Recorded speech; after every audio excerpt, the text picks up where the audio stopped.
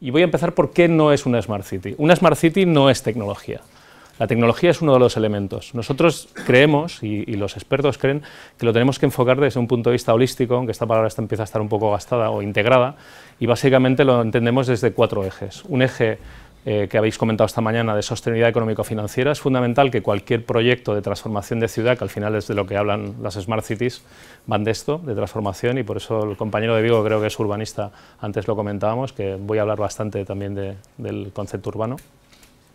Es fundamental que cualquier proyecto que se emprenda tenga una sostenibilidad económico-financiera, porque si no, al final esos proyectos quedan en vía muerta, ¿no?, por decirlo de alguna forma, tal como ha comentado José María del Ayuntamiento de Coruña esta mañana. Y por otra parte, también es muy importante la parte operativa, es decir, cualquier proyecto de este tipo al final va a tener que ser operado ya sea por actores privados, mixtos, si son empresas de servicios mixtas participadas por el ayuntamiento y una empresa privada, o por una empresa pública. Entonces tienes que tener en los proyectos muy claro que eso al final vas a tener que operarlo después de la implantación. Y un aspecto tecnológico, que es de lo que básicamente os voy a hablar yo hoy, ¿vale?, el aspecto, dijéramos, de cómo la tecnología nos puede ayudar en ese proceso de transformación urbana. ¿Para qué? Para asumir retos. Y básicamente 3 retos que identificamos. Uno es generación de eficiencias y reducción de costes en la prestación de servicios urbanos. Esto es destinado al ayuntamiento, es decir, tiene que permitir generar eficiencias, no hace falta hablar de la coyuntura en la que estamos, que no es una coyuntura en sí, es un cambio de modelo. Tiene que permitir mejorar la calidad de vida del ciudadano, y esto quiere decir que tienes que ser capaz de transmitirle información de valor que realmente le mejore aspectos tangibles, y lo comentaba esta mañana un compañero del equipo de trabajo, creo que el del ayuntamiento más pequeño, no sé si está por aquí, que decía, hay que hacer cosas tangibles, hay que hacer cosas porque es la manera de hacer partícipe al ciudadano. Las empresas tecnológicas tenemos un gran vicio, que es hablar de tecnología como si fuera nuestro libro, como decía Umbral, cuando de lo que se trata es de ver cómo hacemos cómplices a la ciudadanía, y para eso la única manera que tienes de hacerlo es realmente aportándole valores tangibles. Es decir, no se trata de hacer el gran proyecto tecnológico, sino partir de la base y empezar con pequeños cambios que al final son lo que realmente aporta, ¿vale? Y luego hay otro aspecto jurídico que es fundamental, porque cualquier proyecto de transformación dentro del ámbito de la ciudad va a tener impacto en la ley de contratación, en los modelos de contratación, en esos cambios hacia indicadores que comentabais esta mañana de cómo voy yo a medir a los proveedores, porque es uno de los aspectos muy importantes que creo que también comentaba la gente de Coruña, ¿no?, una plataforma que me permita medir los servicios, etcétera, ¿no? Pero hay 2 ejes más, aparte de estos 4 que os comentaba, es decir, el económico-financiero, el tecnológico, el operativo y el jurídico-legal, que hasta ahora no habíamos considerado y que son muy importantes, que son cómo generamos participación ciudadana, ¿vale?, cómo somos capaces de integrar ese eje, que es fundamental, llámale eje social, ¿vale?, y luego las cuestiones, dijéramos, de comunicación, cómo lo comunicas para mantener ese canal abierto con la ciudadanía. Entonces quería un poco fijaros esta foto, aunque ya habéis hecho este trabajo esta mañana, y ahora voy a pegar un salto, ¿vale? Es como si fuéramos, ahora que acabo de venir de América y tengo un poco de jet lag, es como si ahora bajáramos el avión de golpe y vamos a cambiar de tercio. Esto que veis aquí son imágenes reales, no son Photoshop.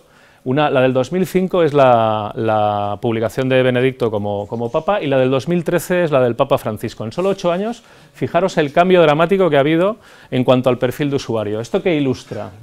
Aquí dice, busca las 7000 diferencias, ¿no?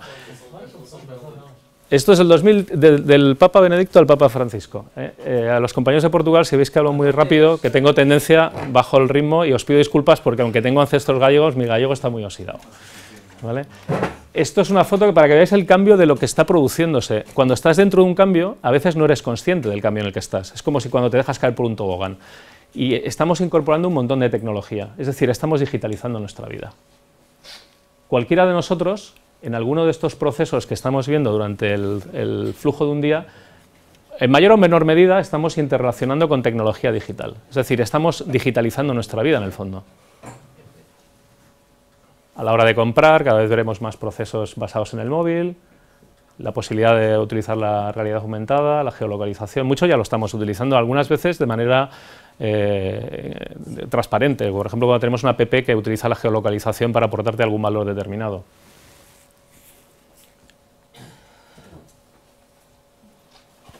¿Y esto qué nos está provocando? Pues lo que nos está provocando es que si el usuario está cambiando, si el ciudadano se está volviendo un consumidor de servicios digitales y cada vez está pidiendo más demandas, la administración pública, y quien dice la administración pública dice también las empresas privadas, evidentemente, nos tenemos que adaptar a ese nuevo ciudadano o a ese nuevo perfil de usuario.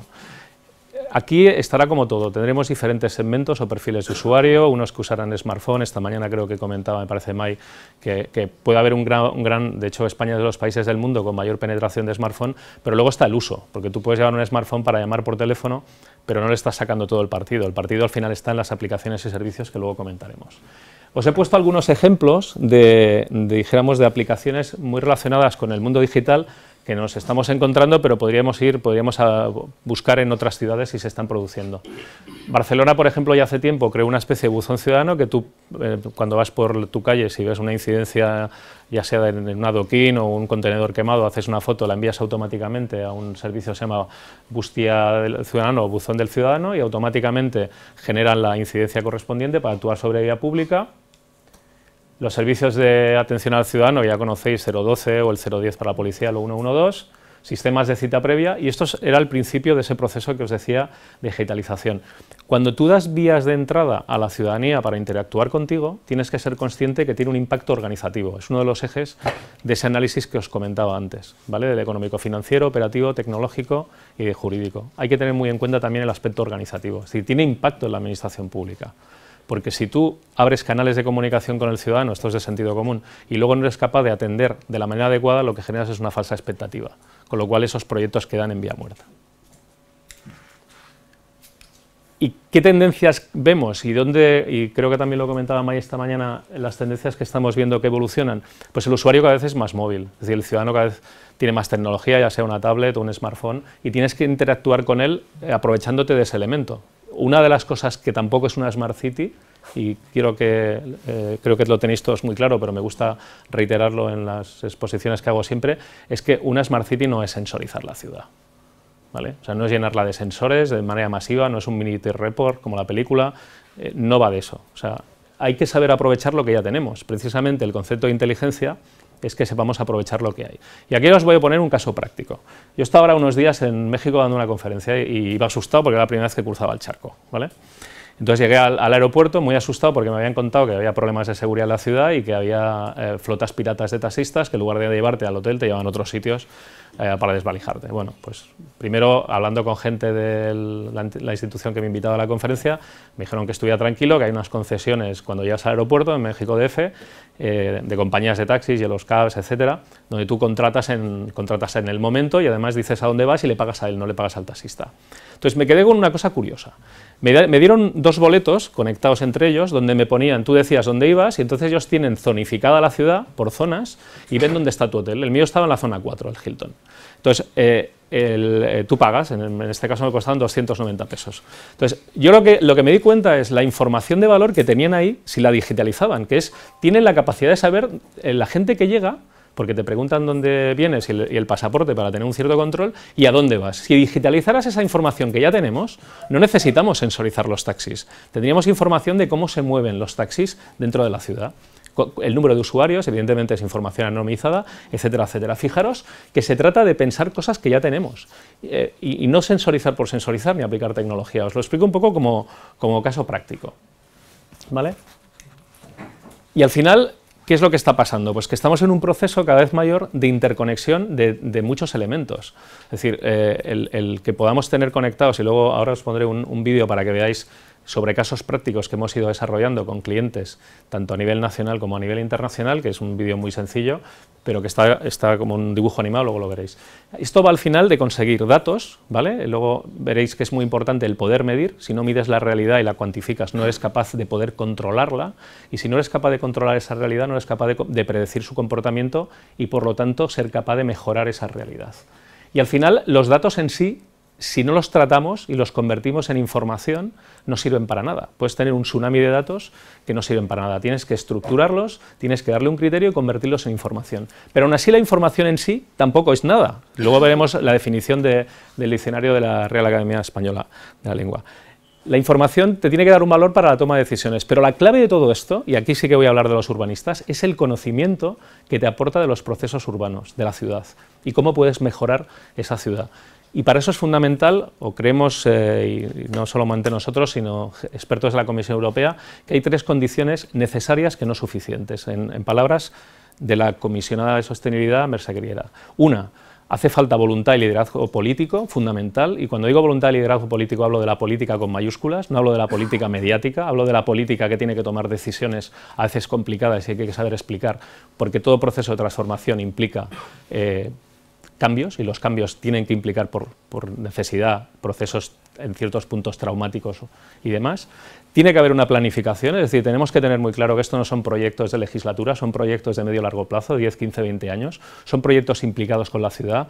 Yo hablo hoy de tecnología, pero al final los procesos de ciudad inteligente o de Smart City, o más bien de ciudad sostenible, son procesos que requieren de este tipo de una planificación para poder hacer, dijéramos, afrontar esos retos. Y luego una parte fundamental es que hay que vincular a los stakeholders, a todos los actores que hay en la ciudad, la ciudadanía, las empresas, los tejidos tanto locales TIC como no, etcétera, para ser capaz de crear ecosistemas.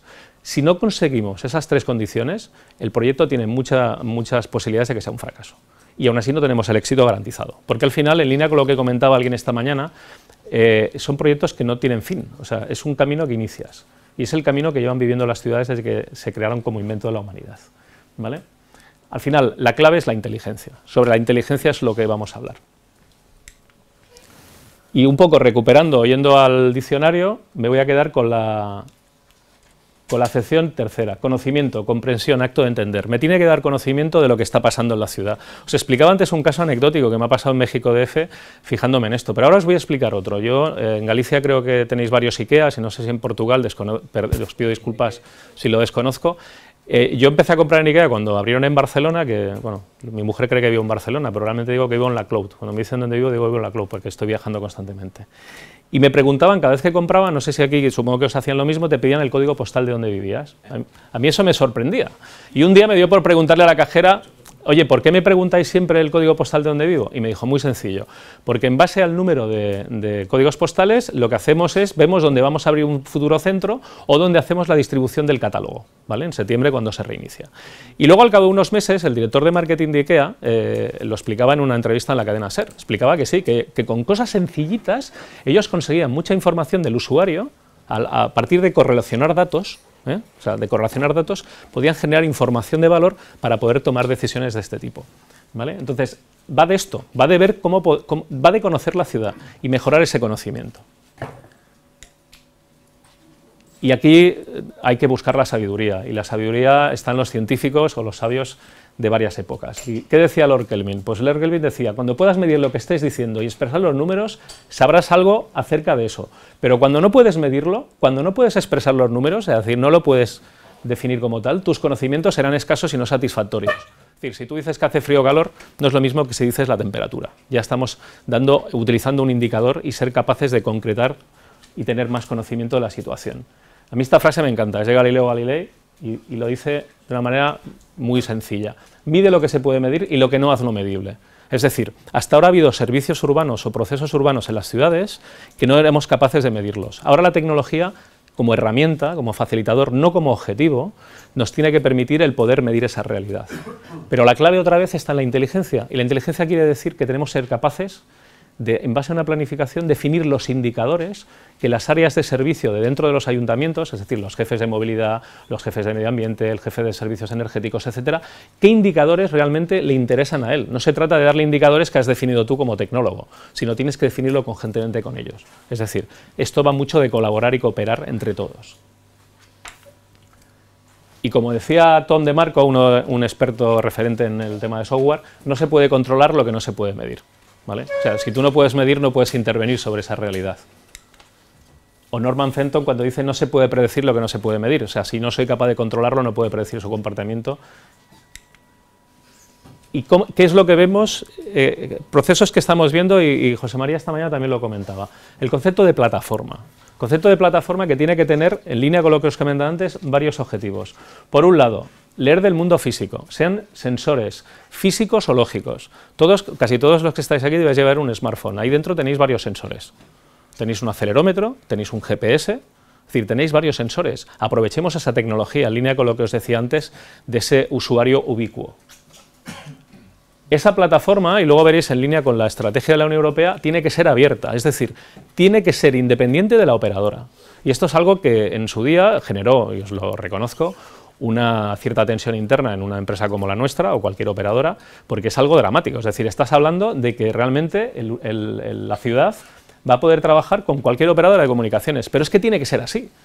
Porque el que tiene que gestionar la ciudad o el que tiene que velar por el interés general que representa una ciudad es el ayuntamiento, no es una empresa privada como puede ser la mía. Entonces esa plataforma tiene que ser abierta. La conectividad, por definición conceptual, tiene que ser independiente de la tecnología. Tiene que ser, si el ayuntamiento tiene fibra propia, Wi-Fi, WiMAX, 3G, con nosotros, con Vodafone, con Orange, con R, con cualquier operadora. Por definición tiene que ser agnóstica desde el punto de vista de conectividad y del proveedor. Y esa plataforma básicamente consideramos que tiene tres funciones. Por un lado, almacenar esos datos que recogemos del mundo físico, tratarlos, es decir, estructurarlos, convertirlos en bases de datos, para que tú, por un lado, puedas aprovecharlo a través, otra vez, de APIs publicadas y abiertas, vía web services y demás, y vía REST, puedas aprovechar esos datos del mundo físico y puedas construir aplicaciones o conectar aplicaciones que ya tienes. Y aquí la pregunta podría ser, ¿para qué? Pues, por ejemplo, os voy a poner casos prácticos. Cuando tú, por ejemplo, quieres relacionar, y ahora os voy a poner el caso de Madrid. Madrid tiene un gravísimo problema de contaminación. Está muy apercibida por la Comisión Europea de graves sanciones porque están excediendo todos los límites de sanidad. Cuando tú tienes una plataforma que por un lado captas datos de ese vertical de las estaciones medioambientales que te dan los niveles en tiempo real de NOx, porque lo grave es el NOx, el óxido de nitrógeno, para las personas, y tienes datos también de los parquímetros, tú eres capaz de establecer políticas de movilidad disuasorias. Por ejemplo, penalizar el uso del coche privado elevando el precio del parquímetro, en función de determinados datos de las estaciones medioambientales. Pero que hagas eso, si no lo comunicas al usuario, no tiene ningún sentido, porque el usuario no va a ser consciente de la situación. Eso quiere decir que tienes que tener, luego lo veremos como ejemplos de desarrollos que estamos haciendo con clientes, tienes que tener la capacidad de informar de manera tiempo real al usuario en su smartphone de que realmente el precio del parking ha subido. Y esto que os estoy contando y que la Ciudad de Madrid quiere implantar durante los próximos años, ya lleva implantado 5 años en la Ciudad de Los Ángeles, con un gran éxito. Si lo buscáis en Google veréis que en Los Ángeles ya llevan tiempo aplicando lo que llaman el precio dinámico, ¿vale? Entonces esa plataforma, fijaros, me permite correlacionar datos. Yo tengo datos de algo que hasta ahora tenía, por un lado, como algo aislado, estaciones medioambientales, y por otro lado, parquímetros. O sea, dos entornos que de entrada dices, no tienen relación. Pues sí tienen relación porque el proceso cada vez más en las ciudades es gestión por ámbitos. Gestión del medio ambiente, gestión dijéramos, de la movilidad, etcétera, etcétera, ¿vale? Y esto te lo tiene que permitir la plataforma. De esa manera, tú no tienes que cambiar toda esta capa física. Es decir, no tienes que sustituir lo que ya tienes, sino ya lo integras en la plataforma. Y lo que estás haciendo es simplificando la complejidad que representaría este entorno y derivándola hacia la plataforma. Esto, fijaros que además te permite que comunidades de desarrolladores, luego hablaremos de ecosistemas de innovación, puedan aprovechar datos de manera independiente de la tecnología que tengan en esta parte. Les da exactamente igual, porque la plataforma indirectamente hace un proceso de homogeneización del protocolo, ¿vale? La tendencia a nivel europeo, y lo veréis cuando hable de Figuare, que creo que esta mañana ha salido en algún momento, es trabajar con SensorML, que es un protocolo del OGC, que es un organismo europeo, que no es un protocolo ni de nuestra compañía ni de ninguna, es un protocolo de un organismo de temas de aeroespaciales de la Unión Europea. Y esto al final, en línea con lo que os decía antes, tiene que permitir reducir costes y generar eficiencia. Y luego hablaremos de casos prácticos. Competitividad económica, es decir, si somos capaces de prestar los servicios urbanos con mayor eficiencia en costes, y no hablo de recortes, hablo de reingeniería de procesos, de mejorar esos procesos, ¿vale? Lo fácil es cortar el Excel, lo importante es repensar los procesos y ver cómo los mejoramos. Tiene que permitir mejorar el gobierno y planificación de la ciudad. Si somos capaces de establecer una planificación, de generar indicadores, seremos capaces de dar una transparencia real, no mediática, de lo que está sucediendo en el entorno público. Tiene que generar sostenibilidad y calidad de vida, es decir, si tú eres capaz, por ejemplo, yo os pongo ahora otro caso práctico. Yo vivo en una ciudad fuera de Barcelona, tiene unos 10.000 habitantes, pero es una ciudad dormitorio, y compramos en el pueblo al lado que tiene unos 20.000, que tiene tejido social. A mí no me gustan las grandes superficies, me gustan las tiendas de toda la vida, etcétera, etcétera. Si yo antes de salir en mi móvil fuera capaz de saber el aparcamiento que tengo disponible en el pueblo de al lado, por decirlo de alguna manera, podría yo modificar mi proceso de compra. Es decir, está ocupado, pues mira, en lugar de salir ahora salgo cuando acabemos de comer o después de la película. Es decir, me estás dando información de valor. Eso es una mejora de calidad de vida con algo, fijaros, sencillo, ¿vale? Y tiene que permitir, involucrando a diferentes actores alrededor de las ciudades, que son las universidades, los centros tecnológicos, y muchas de las ciudades que estáis aquí tenéis, de una manera u otra, en relaciones con centros tecnológicos y con universidades, tiene que permitir la innovación. Y esta mañana, no recuerdo, creo que ha sido la compañera de Coimbra, hablaba de, sí, ha sido tú, hablaba del caso de Amsterdam Innovation Motor.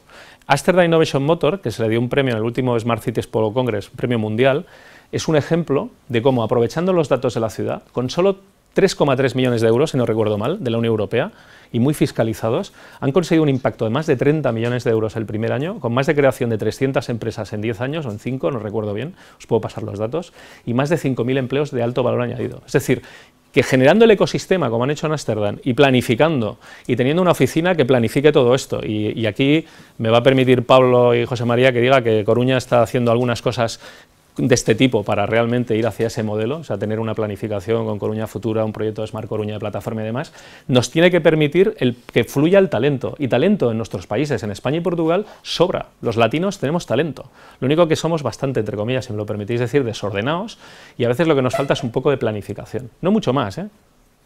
Tampoco os creáis que los alemanes son yo tengo familia en Alemania, tampoco os creáis que son los cum laudes de la planificación, hay mucha mitología en esto. ¿Y al final de qué se trata? Pues lo que os decía, se trata de que integremos la tecnología dentro de la visión de la ciudad y la estrategia. De pasar de un modelo, como os decía, dijéramos, de verticales de servicios que entre ellos no comparten datos ni se genera información ni inteligencia de valor, a un modelo que te permite, a través de una plataforma, transversalizando esos datos, ser capaz de generar más conocimiento de los servicios públicos. Y si somos capaces, como os decía antes, de aprovechar toda la potencia de lo que estamos desarrollando, es decir, de que tenemos usuarios que tienen smartphones, que están conectados a la red, que tienen apps, que tenemos ahí unos canales de comunicación e información de valor importantísima, si somos capaces de integrar a las empresas de servicios urbanos de una manera proactiva, para que nos aporten valor, que puede ir, por ejemplo, como van a hacer en Santander y en otras ciudades, que es poner estaciones medioambientales, por ejemplo, los camiones de gestión de residuos, para que te den datos del nivel de contaminación y demás. Si somos capaces de hacer todos estos procesos, generemos mucha innovación, ¿vale? Y estamos en los principios de todo esto, ¿eh? Me gusta insistir mucho de que estamos todavía cometiendo errores lógicos del conocimiento y arrancando proyectos. Y esto es lo que nos irá permitiendo construir progresivamente una Smart City. A mí yo cada vez odio más la palabra, o sea, me gusta más el concepto de ciudad sostenible y algunos expertos empiezan a utilizarlo. La presentación la tendréis colgada en la web, pero al final aquí lo que veis es un poco toda la estructuración, por un lado, de la capa de gestión de dispositivos, ya sean M2M, Machine to Machine o demás, y las partes de servicio. Profesiones hasta ahora que no había unos marcos de diálogo, son necesarias. Es decir, yo siempre digo que estos proyectos al final son proyectos donde el leitmotiv fundamental la tiene que llevar el urbanista, que es el que realmente tiene que planificar la ciudad. Pero que tiene que interactuar cada vez más, y eso es bueno, con esas otras disciplinas que os decía. Y ellos están viendo que realmente la tecnología les ayuda en su trabajo, en generar casos de uso, en ver cómo gestionan mejor el espacio urbano, la planificación, etc.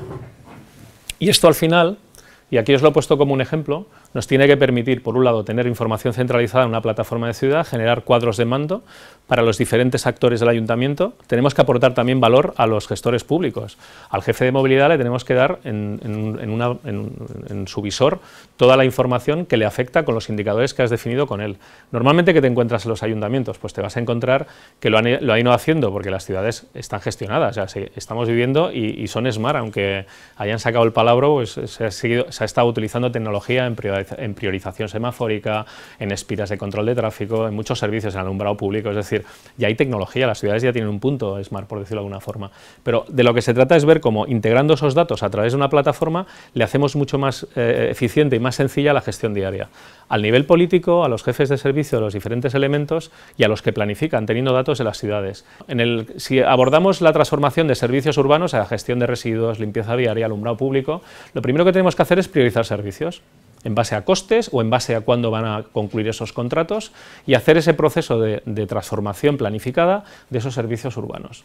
A partir de ahí, el modelo es disponer de una plataforma. Nosotros creemos que el modelo irá a una plataforma en la nube privada, ¿vale?, por temas de securización y control del ayuntamiento, pero nosotros, y luego lo veréis en el concepto de territorio inteligente, no creemos y en España yo creo que no somos ejemplo en ese sentido, si me lo permitís, tenemos un vicio de todos, tanto el sector público como el privado, nos encanta inventar cada uno la rueda cada día, y la mía es más redonda que la de este señor, o que de los de Coruña, o que el del de Vigo, o que el de Coimbra, y eso es un error. ¿Por qué? Porque en un mundo globalizado lo que tiene sentido es que hagas muy bien algo y seas capaces de trasladarlo a la red. Imaginaros, si un innovador vuestro de cualquiera de vuestras ciudades genera una app en la nube, automáticamente, ya está pasando desde hace mucho tiempo, lo puede estar vendiendo en cualquier país del mundo. Os pongo un caso práctico. Hace unos meses di una ponencia en un congreso de Smart Cities en Logroño, ¿vale?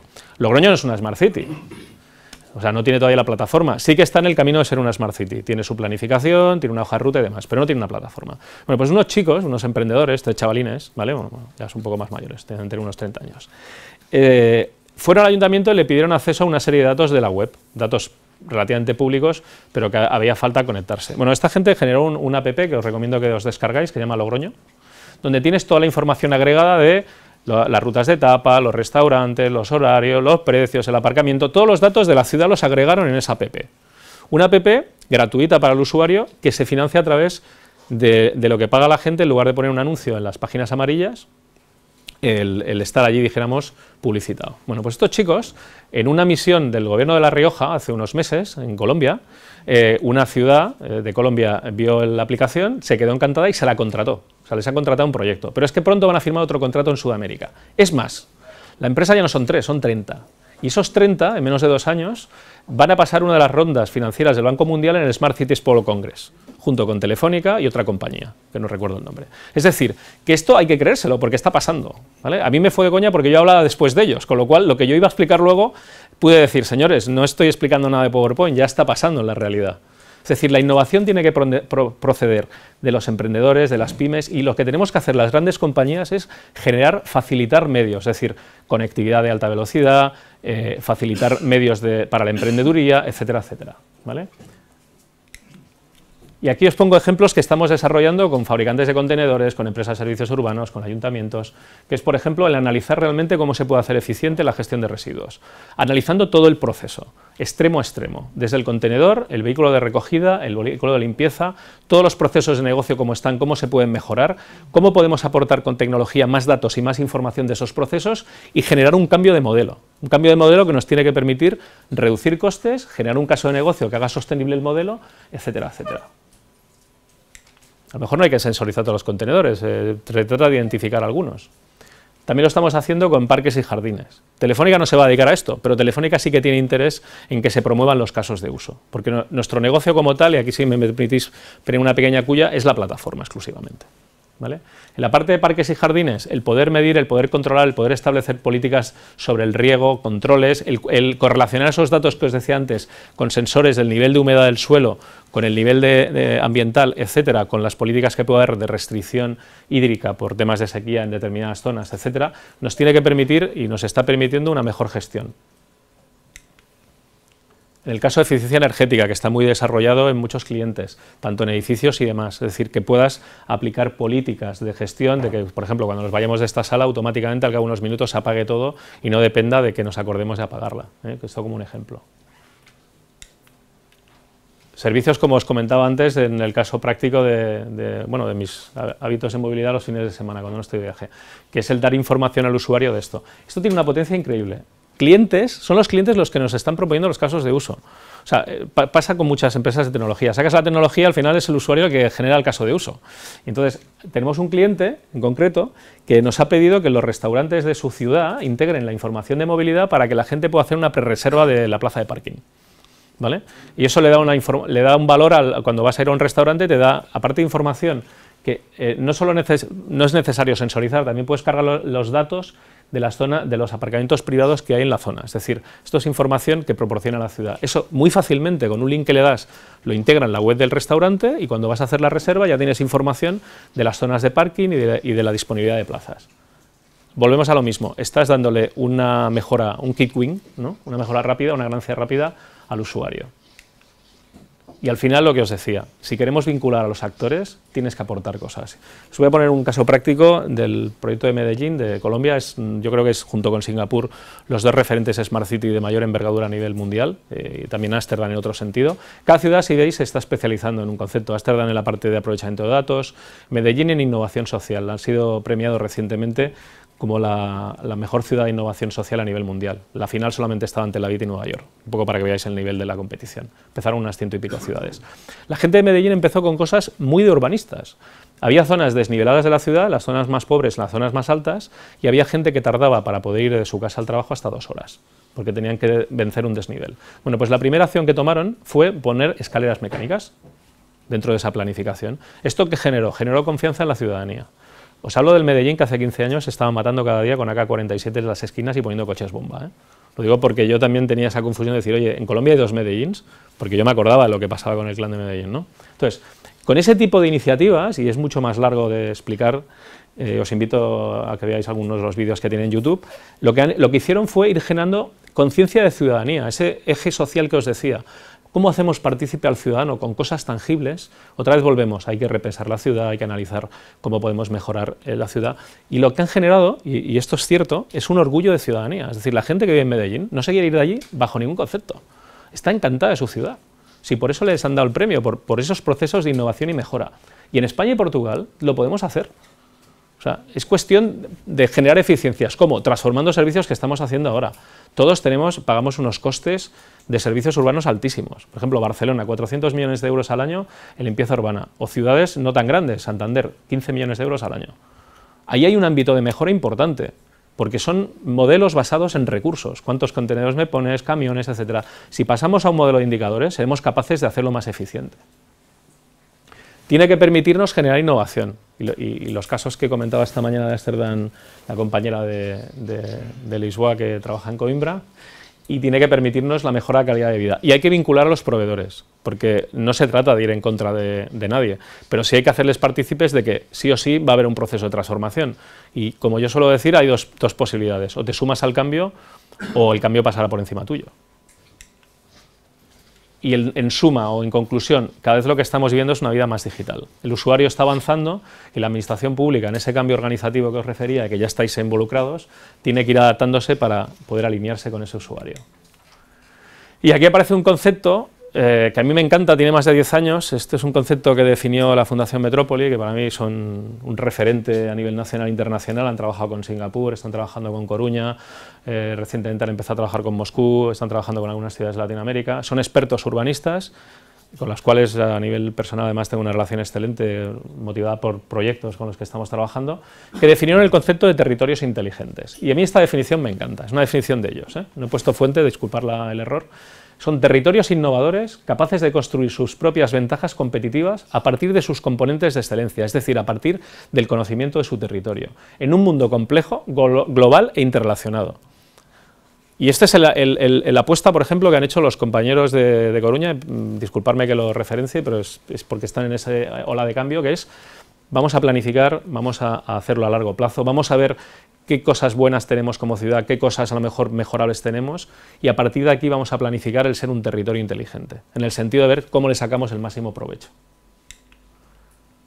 Y esto es una licencia, Pablo, que me he permitido del proyecto, que me ha encantado. Y ahora voy a coger el avión y voy a subir unos pocos pies más de altura y voy a hablar de Feeware. Europa tiene un gravísimo problema de competitividad en lo que llaman la economía digital. Les voy a poner un ejemplo rápido. Mientras que de Estados Unidos las universidades salen empresas, Google, Yahoo, Intel, Cisco, etc., decidme cuántas multinacionales TIC salen de las universidades europeas con una cierta envergadura. Exactamente 0.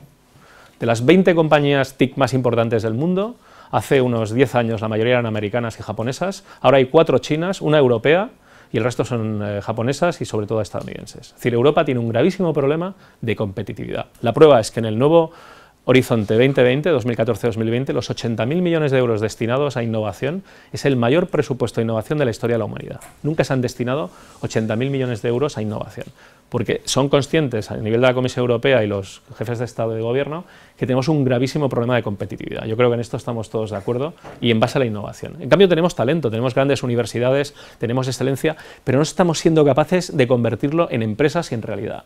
Y la Unión Europea ha definido un programa que se llama FIWARE, Future Internet, dentro del Public Partnership del Internet del futuro, dotado con más de 300 millones de euros, que se va a ampliar en el nuevo programa más de 3.000 adicionales, donde hay colaboración privada, es decir, empresas como Telefónica, Orange, Vodafone, etcétera, más de 300 grandes compañías, centros de investigación y centros tecnológicos de toda Europa, están haciendo una apuesta importante. Y aquí sí que me vais a permitir que meta la cuña de que España ha tenido la suerte de ser escogida como el líder y coordinador del proyecto a nivel técnico. Insisto, es una iniciativa de la Comisión Europea, no es una iniciativa de España, pero España la coordina y lidera técnicamente, y en este caso han depositado su confianza en Telefónica. Esto sí me vais a permitir esta licencia. Entonces, lo importante de este proyecto, y para que lo entendáis, lo que está buscando este proyecto es facilitar a esa comunidad de emprendedores, de pymes y demás, el poder generar aplicaciones a partir de módulos que ya están desarrollados de cloud, de segurización, etcétera, para que tú puedas desarrollar de forma fácil aplicaciones y ponerlas en la nube.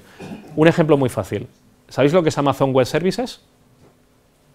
Buscar en Google Amazon Web Services es muy sencillo, pues esto es algo parecido. Si vais a FIWARE, te puedes dar de alta, es gratuito, y tú puedes generarte aplicaciones utilizando módulos y librerías y APIs que hay ahí dentro, y a partir de ahí generar aplicaciones. Ahora os voy a poner un vídeo del primer evento multitudinario que hicieron en Londres la primera semana de septiembre. Esto lo veréis en la web, son entradas de discursos de la vicepresidenta de la Comisión Europea y comisionada de Agenda Digital, Neelie Kroes, algunas apariciones en prensa, de manera desinteresada, para que las comunidades de innovación, no solo las locales, sino las de cualquier país de Europa, porque esto es una iniciativa europea, puedan aprovechar los datos de Zaragoza, de Sevilla, de Málaga, de Santander y de otras ciudades que se van a ir incorporando durante los próximos meses. Esto hablo de España, que es donde yo me muevo, pero a nivel europeo ya se están conectando otras ciudades, que nos tiene que permitir el que esas comunidades de innovación puedan generar aplicaciones y servicios digitales, para poder recuperar esa brecha competitiva en economía digital que tenemos respecto a Estados Unidos. Esta frase, si me lo permitís, me la he traído de México, me ha encantado, fui al Museo de Bellas Artes, me compré un recordatorio de libro magnético y es una frase, parece escogida adrede para la presentación, pero me encantó. Y siempre suele acompañar la suerte al que corre los riesgos. Esto va de correr riesgos, es decir, el que no empieza a andar no se cae, ¿vale? Pero en casi todos los casos el triunfo, es decir, el éxito al final, lo alcanzan finalmente los que son tenaces, los que se esfuerzan y los que tienen fe. Es decir, que esto va de no desfallecer, de saber que vamos a cometer muchos errores y en ese proceso de aprendizaje en las Smart Cities es donde creo que estamos.